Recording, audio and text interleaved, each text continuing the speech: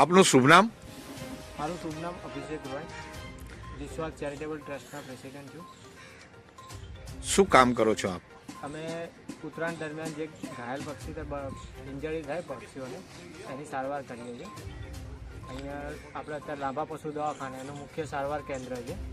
બાકી બીજા 11 કલેક્શન સેન્ટરો છે અલગ અલગ જગ્યાએ. કેટલા સમયથી આ કામ કરો છો? લગભગ 7 થી 8 વર્ષથી. ચાલુ વર્ષે કેટલા બર્ડ્સ તમારે ત્યાં? ચાલુ વર્ષે આપણે અહીંયા મુખ્ય સારવાર નથી કરતા, પણ રેસ્ક્યુની એની કામગીરી 365 દિવસ ચાલુ હોય છે. ટોટલી 600 જેવા બર્ડ થતા હોય છે. કેટલા વર્ષથી આ કામ કરો છો? 7 વર્ષ જેવું.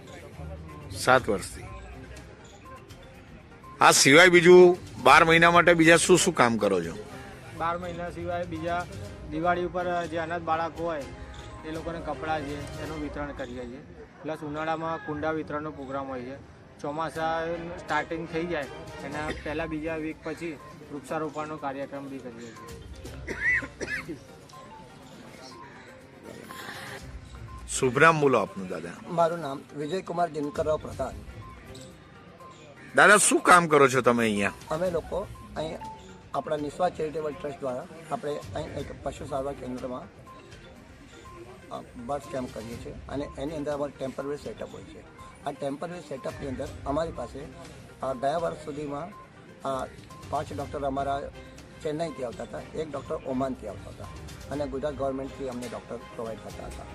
ચાલુ વર્ષે COVID-19નો ગાઈડલાઇનથી ધ્યાન રાખીને અમે લોકો ઓમાનવાળાને આ ડૉક્ટરને બોલાવ્યા નથી. ગુજરાતના ડૉક્ટર આનંદ એગ્રીકલ્ચર યુનિવર્સિટી અમને પ્રોવાઈડ કરેલા છે. અમે અહીં કરી જે ઉત્તરાયણની અંદર ઘાયલ પંખીઓ આવતા હોય છે એનું અમે ઓપરેશન કરતા હોઈએ છીએ. આનું ઓપરેશન અમારા 10મી તારીખથી 20મી તારીખ સુધીની અમારે ગવર્મેન્ટમાંથી પરમિશન મળેલી હોય છે અને એનિમલ હસબન્ડરી કે પશુ નિયમન દ્વારા અમને આને મદદ કરવામાં આવે છે અને ગુજરાત વાઇલ્ડ લાઇફ તરફથી આ એક કરવામાં આવે છે જેને કરુણા અભિયાન કહેવામાં આવે છે. કરુણા અભિયાન આ વર્ષે 2022માં અમે સંલગ્ન છીએ. છેલ્લા આ અમારું 8મું વર્ષ છે જે અમે આ રીતે પ્રવૃત્તિ કરીએ છીએ. આખા વર્ષ દરમિયાન 24/7 કોઈ પણ બર્ડ્સ કોલ હોય તો અમે એટેન્ડ કરીએ છીએ. સાયમલ્ટેનિયસ સ્નેક કોલ જે લોકોના ઘરમાં એરું જાજર આવ્યું હોય તો એ અમે પકડીએ છીએ. સાથે સાથે જો કુંડા વિતરણ છે, ગરમીની અંદર બધા ભૂલી જાય છે પાણીની જો આપણા પંખીઓને એવિયન્સ કહેવાય છે એને એમની તરફ બુજાવવા માટે અમે લોકો જુદા જુદા પ્રકારના કુંડા વિતરણ અમે કાર્યક્રમ કરીએ છીએ. વરસાદની સિઝનની અંદર તમે જોવા જાઓ તમે વૃક્ષારોપણનો કાર્યક્રમ હોય છે. અમારું એક આમ બેઝિક કન્સેપ્ટ છે કે વૃક્ષ બચાવીએ તો આપણે બચી શકીએ. આ વૃક્ષ એક મુનિ સંત મુનિ જેવું છે અને એ એક આવું છે કે પોતે ગમે તેટલું તાપ તડકો સહન કર્યા છતાં પણ આપણને ઘણો એક હેલ્પફુલ થાય છે અને આપણે ઓક્સિજન પ્રોવાઈડ કરે છે. ઓક્સિજનની ખરી કદર તો આજે આપણા COVID-19ના પિરિયડની અંદર આપણને ખબર પડી કે ઓક્સિજન આપણને કેટલું મહત્વરૂપ છે અને એ અમે પહેલાંથી જ બધાને કહીએ છીએ, એવેરનેસ આપીએ છીએ તમે ઝાડ બચાવો. આપણે ડૉક્ટર અબ્દુલ કલામ સાહેબ કહેતા હતા કે મેં પોપટ લાવ્યો, મારો પોપટ ઉડી ગયો, મેં ખિસકોલી લાવ્યો, મારી ખિસકોલી ભાગી ગઈ, હું બહુ દુઃખી થયો, પણ પછી મેં વિચાર કર્યો આમ કેમ બન્યું. પછી મેં ઝાડ વાવ્યો. એ ઝાડ વાવ્યા પછી એકના બધા અનેક પોપટ આવવા લાગ્યા અને ખિસકોલી આવવા લાગ્યા, ઘણા બધા પંખીઓ આવવા, હું બહુ ખુશ થયો. ફક્ત એમને એક ઉદાહરણ આપ્યું છે. તો અમે લોકો એ જો કહી શકીએ તો આપણે કેમ ના કહી શકીએ? બરાબર. એટલે હવે સરકાર તમને જે કામ કરો છો એમાં શું મદદ કરે છે? કશું જ નહીં. સરકાર તરફથી અમને આ એક સ્પેસ પ્રોવાઈડ કરવામાં આવે છે અને છેલ્લા 8 વર્ષથી અમને દવા આપવામાં આવે છે. બાકી એન્ટાયર સેટઅપનો ખર્ચો અમારો છે અને એની અંદર અમારી પાસે સવારે લગભગ 100 વોલેન્ટિયર જમવાનું હોય છે, સાંજે 100 વોલેન્ટિયર જમવાનું હોય છે. આ 11 દિવસની અંદર જાણે એક લગ્નનો ખર્ચો હોય એટલું અમે બેર કરીએ છીએ. સરકારશ્રી તરફથી અમે પશુ નિયામક દ્વારા ડૉક્ટર્સ પ્રોવાઈડ કરવામાં આવે છે અને એ ડૉક્ટર્સ અમને હેલ્પ કરતા હોય છે. એમને છત્રછાયાની અંદર અમારા પોતાના ડૉક્ટર્સ એ આપણે ટેમ્પરેચર રનિંગ કરીએ છીએ. ઓકે. આપનું શુભ નામ? મારું નામ ગોસાઈ હેરી છે અને હું આ સંસ્થામાં નિસ્વાર્થ ચેરિટેબલ ટ્રસ્ટમાં છેલ્લા 5 વર્ષથી જોડાયેલો છું. આ સંસ્થામાં 70 ઉપર વોલેન્ટિયર્સ છે અને અમારા 12 સેન્ટર છે અલગ અલગ જગ્યાએ ગોઠવેલા, જે આ ઉત્તરાયણ દરમિયાન બધા રેસ્ક્યુમાં ને એમાં બધે જતા હોય છે અને ત્યાંથી પછી અગર સિવિયર ઇન્જરી હોય તો ત્યાંથી પછી ઓપરેશન થિયેટરે પહોંચાડવાની જવાબદારી રાખે છે. અમારે ચેરિટેબલ ટ્રસ્ટનું હજી અમે સ્નેક રેસ્ક્યુ અને બીજા રેપ્ટાઇલ્સ ને વાઇલ્ડ એનિમલ્સના રેસ્ક્યુ પણ અમે કરી રહ્યા છીએ.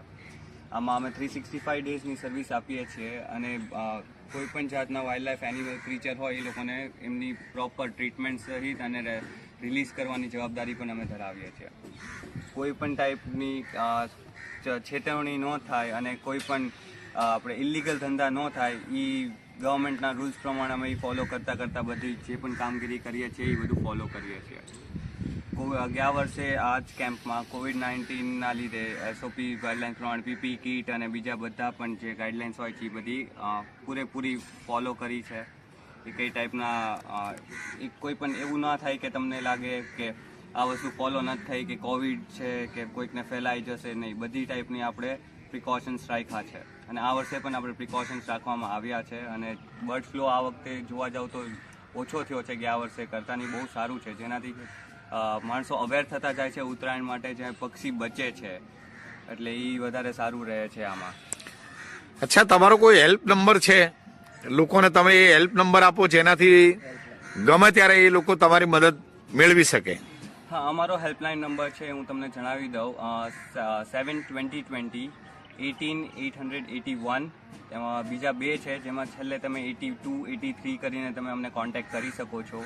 કોઈ પણ રેસ્ક્યુ માટે કોન્ટેક્ટ કરવું હોય તો કરી શકો છો. તમારે જોઈન થવું છે ટ્રસ્ટમાં અને તમારે રેસ્ક્યુમાં બધા પશુ પક્ષીઓને મદદ કરવી છે તો બી અમને કોન્ટેક્ટ કરી શકો છો. તમને એરિયા વાઇઝ અમે બધી રીતે હેલ્પફુલ થશું. બરાબર, કાંઈ પણ રેસ્ક્યુ આવે તો બી અમને તમને બોલાવશું. અને તમારી જાણમાં અગર કોઈ પણ ઘાયલ પક્ષી કે પ્રાણી કાંઈ પણ હોય તો તમે અમને કોન્ટેક્ટ કરો. અમારા કોઈ પણ વોલેન્ટિયર આવીને ત્યાંથી એને રેસ્ક્યુ કરીને પ્રોપર એની જગ્યાએ ટ્રીટમેન્ટ સહિત પહોંચાડી દેશે અને ટાઈમ આવશે ત્યારે રિલીઝ પણ કરી દેશે. જોરદાર.